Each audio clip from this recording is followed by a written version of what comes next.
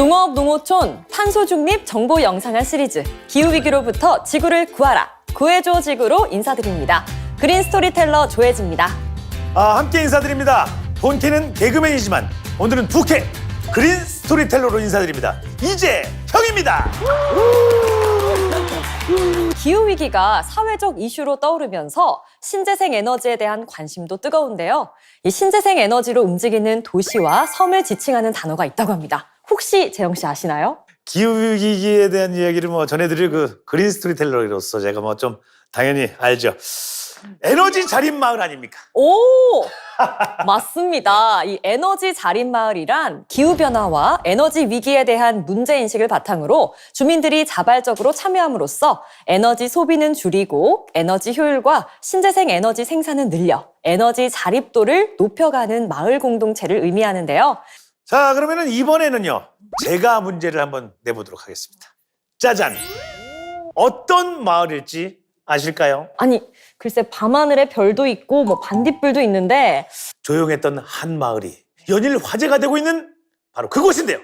마을과 축산이 상생하는 친환경 에너지 자립 마을이죠. 인물 힌트를 하나 드립니다.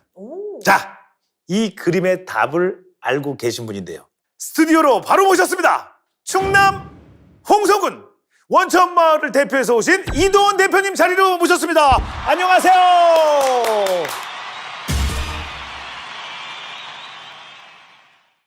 이 그림이 2013년, 4년 이때 우리 마을의 미래상이라고 해서 그려졌던 그림입니다. 그래서 그때 이제 우리 마을이 친환경 에너지 자립 마을로 가겠다라고 하면서 이걸 그림에 남겨놓고 싶은 거예요. 그래서 보시면은 풍력도 보이고 바이오가스도 보이고 맑은 하늘도 있고 물도 맑아지는 그런 마을의 미래상을 그림에 그때 담아주었던 겁니다. 자, 그리고 더 놀라운 것은요. 기후위기, 탄소중립, 그린 뉴딜과 같은 이야기들이 화두로 떠오르기 전부터이며 에너지 자립마을로 도약할 계획을 세우기 시작하셨다고 하더라고요. 기억하실지 모르겠지만 2013년 그 해가 돼지 키우기도 힘들고 농사 짓기도 무지 힘든 해였습니다. 왜요? 무지 더웠어요. 그래서 이제 돼지는 너무 더우니까 막 폐사 직전까지 가고. 맞아요. 진짜 너무 더우면 힘들죠. 맞습니다. 그리고 이거 모내기를 해야 되는데 물이 없으니까 이제 우리 마을이 다 시름에 빠진 거예요. 저희 같은 경우는 급하게 에어컨을 설치를 해서 돼지 무더위를 풀어주고. 아니, 돼지들한테 에어컨을 설치했다고요? 일단 돼지를 살려고 봐야 되니까. 마을은 이제 지하수 관정을 파서 물을 끌어올려서라도 이제 물대기를 한 거예요. 그래서 이제 위기는 넘겼는데 보시면 저희가 쓰는 에어컨의 전기는 어디서 나오겠습니까? 석탄 발전소에서 나와요. 그렇죠.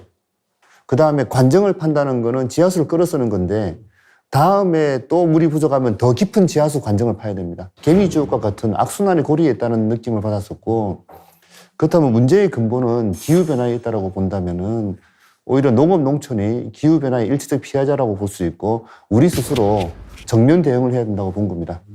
해서 에너지 자립, 기후변화 이런 문제들을 우리 스스로 한번 해결해 나가보자는 차원에서 에너지 자립이나 이런 얘기들을 하게 된 겁니다. 그리고 그중에서 가장 주목받은 것은 바로 이 돼지 분뇨로 재생에너지를 만드는 바이오가스 플랜트를 운영해서 그 가능성을 보여줬다고 하는데요. 도시 같으면은 음식물이 버려지는 유기물이니까 바이오가스를 만들 테고 농촌 아닙니까? 여긴 돼지 분뇨나 이런 것들이 유기물로 버려지지 않습니까? 그래서 이러한 것들을 모아서 메탄이라는 에너지를 만들어내는 그런 플랜트 시설로 보시면 됩니다. 메탄가스가 에너지화 된다. 참 이게 좀 딱 그 그림이 확 그려지지가 않아요. 근데 과연 어떤 과정을 거쳐서 만들어지는 건가요? 술 좋아하세요? 술 제가 좋아하죠. 만들어 보셨어요? 어제도 좀 먹었어요. 네. 아, 그래요? 네, 살짝. 자, 그러면은 우리 술을 만들 때 와인도 그렇고 우리 전통주도 그렇고 어떻게 합니까? 누룩이나 물을 넣고 이렇게 이제 쌀을 집어넣고 뚜껑을 막죠. 그러면 공기가 들어갑니까? 안 들어갑니까? 공기가 안 들어가죠. 안 들어가죠. 네. 그 상태에서 발효가 일어나죠. 그러면서 이게 알코올로 바뀌지 않습니까? 그죠. 이 과정을 현기성 발효라고 합니다. 근데 이게 발효가 될 때 한쪽 가지치기로는 술이 될 수도 있고 다른 가지치기로 가면 메탄가스를 만들 수도 있습니다. 그래서 동일한 술을 만드는 동일한 원리인데 저희는 술을 만드는 게 아니고 돼지똥이니까 메탄가스라고 하는 에너지원을 발효를 고해서 만들어서 이 메탄가스를 에너지화하는 그런 단순한 원리입니다. 야, 어떻게 돼지똥으로 그렇게 참 대단합니다. 아니, 이렇게 말씀만으로도 정말 궁금한데요. 그 규모 역시 대단하다고 합니다. 저희가 현장을 다녀왔거든요. 영상으로 함께 만나보시죠. 농촌형 생태계 에너지 자리 공동체. 되게 마을이 예쁩니다. 그러게요. 태양열 에너지. 태양열 에너지를 다 해가지고. 저희는 밥 먹는 전기도 직접 만들어 쓰고 불 켜는 전기도 직접 우리가 만듭니다. 보시면 집집마다 태양광 패널이 붙여 있잖아요. 되게 뿌듯하시겠다. 진짜 뿌듯하실 마을 것 주민들. 같아. 공장이 있네요. 공장. 와. 깔끔해요. 와. 돼지 분뇨 남대가 굉장히 고약하거든요. 이것 좀 어떻게 해결할 수 있을까 고민하다가 가축 분뇨로 해서도 전기를 생산할 수 있는 것을 알게 된 겁니다. 진짜 깔끔해요. 와, 진짜 깔끔해요. 진짜. 냄새가 안 날 것 같아. 우리가 알고 있던 그런 그런 축사가 아니에요. 축사가 아니에요. 와. 남는 폐열로 이용해가지고 유리 온실에 파파야라든가 열대 과일 작물을 재배할 계획을 가지고 지금 추진 중에 있습니다. 이것도 잘 되면은 저희 마을의 특산품이 되고 노인분들 일자리 창출도 될 것 같습니다. 와, 너무 깔끔하고. 진짜 깔끔하다. 아니, 정말 축산 농가가 맞습니까? 와, 그죠? 아니, 진짜 저는 반도체 무슨 회사인 줄 알았어요. 그러니까 회사 같아요, 회사. 근데 무슨 대규모 그 공장 같기도 하고. 더 놀라운 곳은 이곳에서 하루 최대 110톤을 처리하고 또 시간당 약 430kW의 전기를 생산할 수 있는 시설이라고 합니다. 와. 예, 그래서 되게 막 공장같이 보이죠. 예, 진짜 공장. 너무 깨끗해. 돼지똥이 안 보여요. 예, 변비 있는 거 아니에요, 애들? 왜 그러냐면 잠시 인터뷰에서도 나오지만 냄새가 나면 안 되겠죠. 근데 그러면 마치 술 만들 때 밀폐를 잘해야지 네. 뭐 술이 만들어지듯이 그렇죠. 저희도 밀폐를 튼튼하게 잘해놔야지 메탄가스가 많이 나오기 때문에 정밀하게 이게 플랜트 진짜로 그 석유화학 공장처럼 정밀하게 시공을 해야 됩니다. 두 번째로 분유가 잘못해서 밖으로 노출이 되면은 또 이건 또 환경오염 아닙니까? 그렇죠. 그런 면에서 관리 시스템 자체가 정말 플랜트처럼 잘 만들어져야 되는 게 있고 세 번째로 전기를 생산한다는 거는 장기적으로 지역 내에서 에너지 인프라가 되는 거거든요.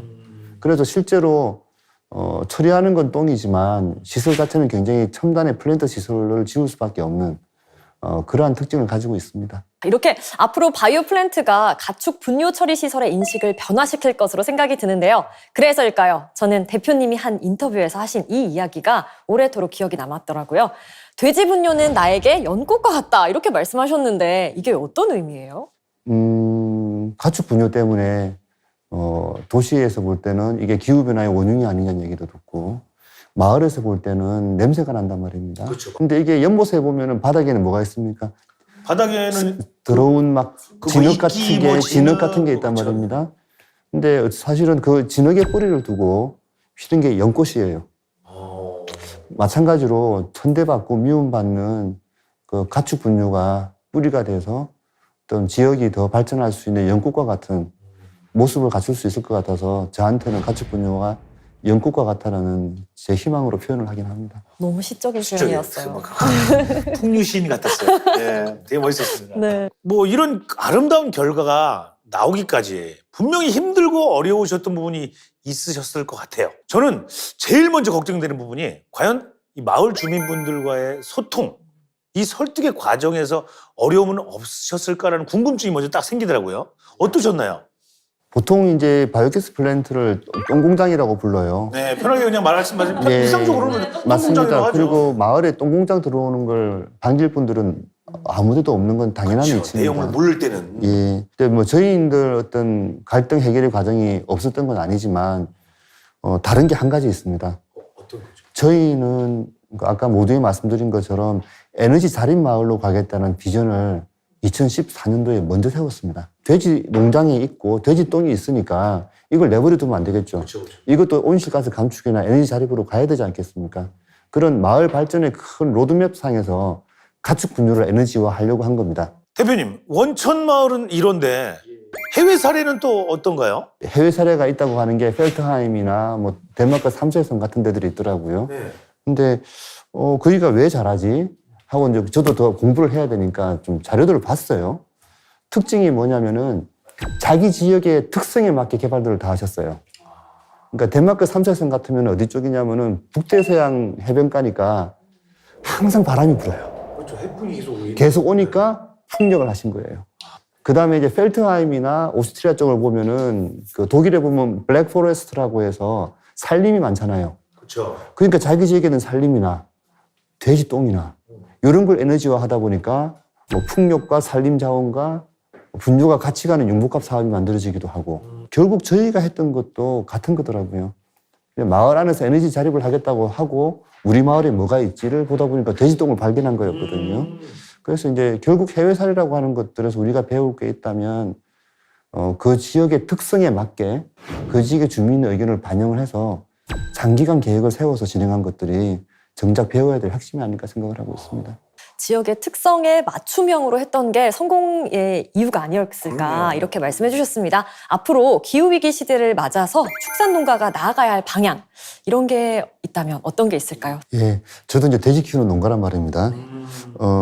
축산업이 하는 역할은 우리 국민들에게 동물성 단백질을 공급하는 먹거리 공급 생산자입니다. 저도 공급이 많이 돼 있습니다. 감사합니다. 가득하게. 예, 앞으로도 우리 한돈을 좀 많이 애용해 주시면 대단히 감사하겠습니다. 감사합니다. 기왕이면 어떤 먹거리를 생산하는 데 있어서 효율성을 높여서 낭비를 줄이는 쪽이 한쪽이라고 봅니다. 예를 들어 아까 왜 더우니까 전기를 많이 쓴다고 했는데 그렇죠. 축사를 좀 잘 지어서 단열을 높이면 화석연료나 전기를 덜 쓰겠죠. 그 다음에 그 사료를 먹는데 좀 온실가스 배출을 덜 하고 돼지가 잘 크는 사료를 만들면은 그만큼 분뇨량이 줄어드니까 온실가스 배출이 줄어들겠죠. 그래서 이제 한쪽 축은 효율성을 높이는 거라고 봅니다. 두 번째는 감축, 줄이는 노력인데요.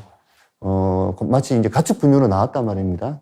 근데 이제 메탄이 굉장히 이제 강력한 온실가스 배출원인데 이렇게 가축 분뇨를 에너지화 한다든지 해서 온실가스 자체를 줄이고 재생에너지를 만들 수도 있고요. 한쪽은 효율성 증대를 통한 저감, 다른 쪽은 바이오 에너지가 됐던 재생에너지를 활용한 감축. 이 두 가지 노력을 통해서 어떤 기후변화를 걱정하시는 우리 국민들에게 그래도 편하게 드실 수 있는 먹거리를 공급하는 일을 해야 되지 않나? 뭐 이런 생각입니다. 그래서 저도 준비됐습니다. 어떤 준비요? 계속 준비가 돼 있어요. 그린 스토리텔러로서 네. 제가 일상 속에서 할 수 있는 작은 탄소 중립 생활들을 실천할 것을 제가 좀 준비를 하고 있습니다. 오늘부터 실천하실 거죠? 그렇습니다. 오늘 이 순간부터 가까운 곳은 걸어갈 거예요. 네. 걸어갈 거고 그리고 우리 친환경 상품을 구매할 겁니다. 그리고 가전제품 플러그 다 뽑을 거예요. 집에 있는 거 나갈 때 다 뽑고 두꺼비 좀 뚝 내리고 그러면 안 되겠죠. 그러면 안 됩니다. 써보니까 이렇게 올라서 딱 이래야죠. 하나 더해서 겨울엔 20도 이하로 적정 실내 온도 유지하기. 저 역시 탄소 중립 시대 현명한 탄소 중립 생활을 실천하도록 하겠습니다. 지금까지 농업 농어촌 탄소 중립 정보 영상한 시리즈 기후위기로부터 지구를 구하라 구해줘 지구 축산편을 함께했습니다. 함께해 주신 여러분 감사합니다. 감사합니다.